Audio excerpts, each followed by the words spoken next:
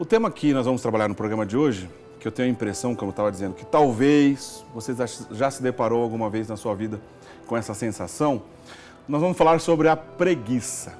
O programa de hoje, o tema é a preguiça. A preguiça é pecado? Quando que é pecado?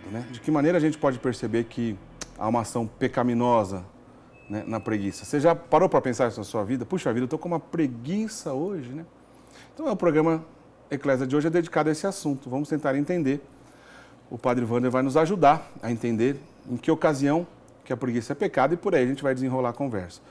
Eu acho que, Padre Wander, logo de cara, acho que vale a pena a gente entender, se ela realmente é pecado, essa preguiça, e o que exatamente é a preguiça. O senhor conseguiria nos ajudar a defini-la? Claro. Eric, eu vou lançar mão de um grande autor espiritual do século passado e que é uma autoridade dos últimos tempos, talvez o maior, que é o Padre Lagrange. O famoso Padre Garrigou Lagrange. Garrigou Lagrange. O senhor está com o livro dele nas mãos aí? Estou com o tratado dele nas mãos. Que livro que o senhor está na mão? Como é que se chama? Chama-se As Três Idades da Vida Interior. Tá aí, As Três Idades da Vida Interior, do Padre Garrigou Lagrange, que é um grande tomista do século XX, da Ordem dos Pregadores, o Garrigou Lagrange, que é a mesma ordem de São Tomás de Aquino. A mesma ordem de Santo Tomás de Aquino. Fundada por São Domingos de Gusmão. Enfim, tem muita gente boa nessa ordem que escreveram coisas maravilhosas. O senhor vai usar o exemplo dele, então, para nos ajudar a entender o que é a preguiça. Porque é tomista. A definição é que é direta, objetiva, não dá volta. Vamos lá. Tá. A preguiça, em geral, é a repugnância consentida e culpável pelo trabalho, ao esforço e, como consequência, a tendência à ociosidade ou, pelo menos, à negligência, à pusilanimidade, que se opõe à generosidade ou magnanimidade. Podemos repetir? Porque é bonito e É muito profundo. Mais uma vez, a preguiça, em geral, é a repugnância consentida e culpável pelo trabalho, ao esforço e, como consequência, a tendência à ociosidade ou, pelo menos, à negligência, à pusilanimidade, que se opõe à generosidade ou magnanimidade. Bom, é sensacional a definição, mas traz aí uma palavra no meio, culpável. Culpável. Como é que a gente identifica, então, quando essa preguiça é culpável? Ou, em outras palavras, quando a gente identifica que tal preguiça é ou não pecado, Padre Wander? Então, Eric, aqui que é fundamental.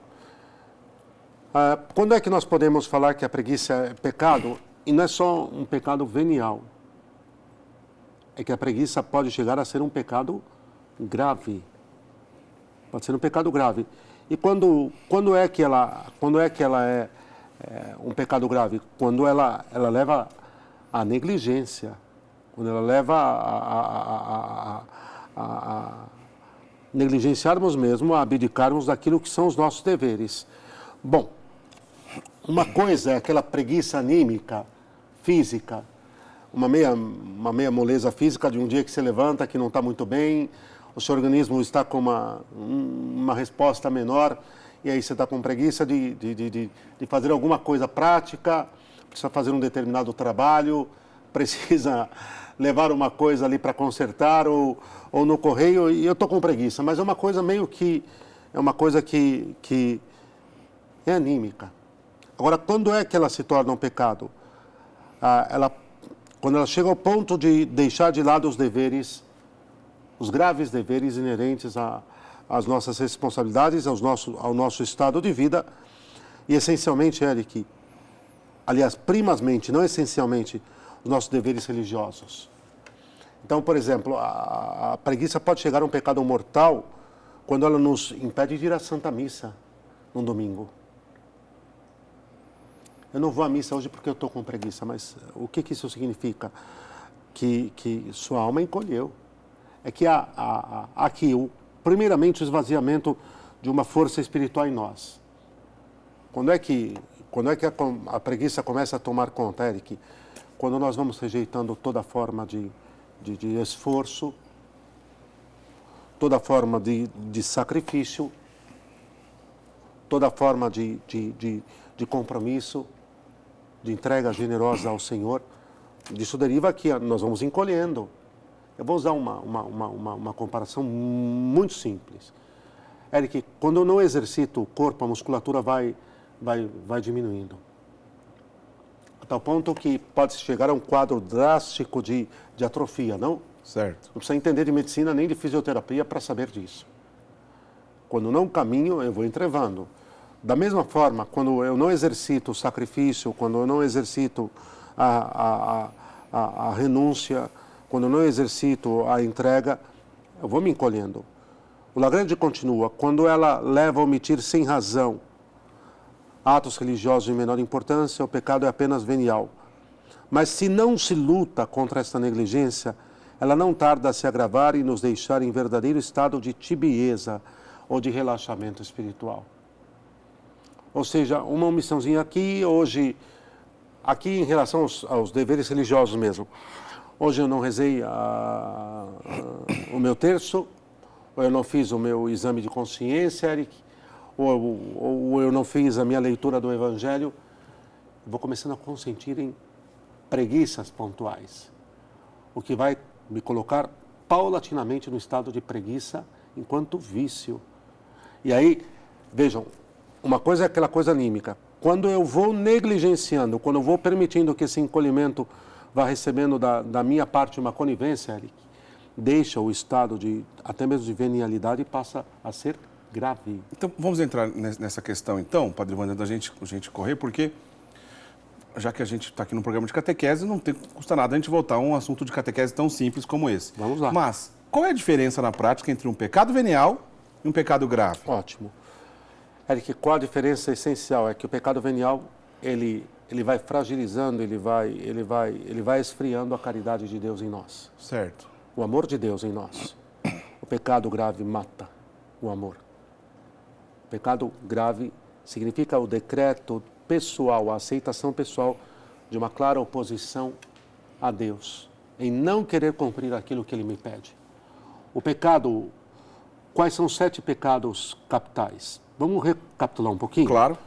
Existem 7 pecados capitais. A soberba, também chamada de orgulho. Certo. A avareza, o apego às coisas materiais, Eric. Bem rapidamente, viu? Claro. A luxúria, determinada também como o pecado da carne. Não confunda luxúria com luxo. Um dia uma pessoa me procurou e falou, Padre, eu acho que eu estou caindo na luxúria. Eu falei, bom, calma. Primeiro que essas coisas só se falam no confessionário. Segundo, não, é que eu tenho comprado muito sapato e muita coisa. Eu falei, não. Isso aí está no âmbito da avareza. Da avareza, sim, não, Eric? Eu apego às coisas materiais. Esse apego desordenado às coisas materiais. Às materiais. Da luxúria, não. A luxúria, a inveja que consiste duplamente em não querer o bem alheio ou querer o seu mal e querer aquilo que pertence ao outro, o bem que pertence ao outro. É que a inveja toma um rumo tal, e isso cabe no outro momento, que pode até se querer o mal que o outro sofre. A gula, a ira e o 7º, a preguiça, que é o do que estamos tratando. Por que são chamados de pecados capitais? Porque, de alguma forma, Eric, eles articulam, eles articulam, eles financiam e eles pensam a dilatação de todo o esfriamento na nossa vida espiritual. Geralmente o problema não vem sozinho quando se trata de um pecado capital. Nunca. Isso, todos os grandes autores espirituais, olha, os padres da igreja trabalharam muito bem isso, e você me permita. Pois não. O padre Paulo Ricardo trabalhou muito bem isso, Eric, num curso chamado A Terapia das Doenças Espirituais. Bom, não custa nada lembrar, Padre Paulo Ricardo, da Diocese de Cuiabá, Arquidiocese de Cuiabá. De Cuiabá. Tem um apostolado na internet conhecidíssimo, basta colocar o nome dele, Padre Paulo Ricardo, no Google. Se você nunca viu, vai achar certamente que tem um apostolado bonito na internet. Terapia das Doenças Espirituais. Certo. Excelente, excelente. Eu já vi algumas vezes. E o problema é que os pecados capitais, eles vão se constituindo em vícios, em paralisadores da vida sobrenatural. Eles começam pequenos e, se não tolhidos, se não enfrentados, vão crescendo E crescendo, eles vão paralisando a vida sobrenatural até que eles a enforcam. Os padres da igreja, como eu estava citando o padre Paulo Ricardo, como ele cita muito Cassiano, eles nunca vêm sozinhos, Eric. Por exemplo, há uma tríade que essa vai dar muito trabalho e está inseparavelmente unida e cooperam e vão fazer um estrago grande na vida espiritual de qualquer alma que nós enfrente. A preguiça, a luxúria e a gula. Luxúria, gula e preguiça. Caminham juntos. Muito. Cama, geladeira. E aí vem bomba. Vem muito. Muito, muito, muito. Agora, é preciso que se use em frente. E com os remédios e com a energia. Agora, a preguiça, ela parece... Todo mundo... eu tenho preguicinha. Corta essa história. Você não tem preguicinha. Você pode ter alguma coisa anímica em algum dia, que está meio que fisicamente estafado, etc. Não confundir as coisas, a gente já vai desdobrar. Tá. Mas a preguiça tende... Desculpe a expressão que eu vou usar. Pois não? Eric, a desgraçar a vida sobrenatural. Não enfrentada, ela vai fazer um arraso.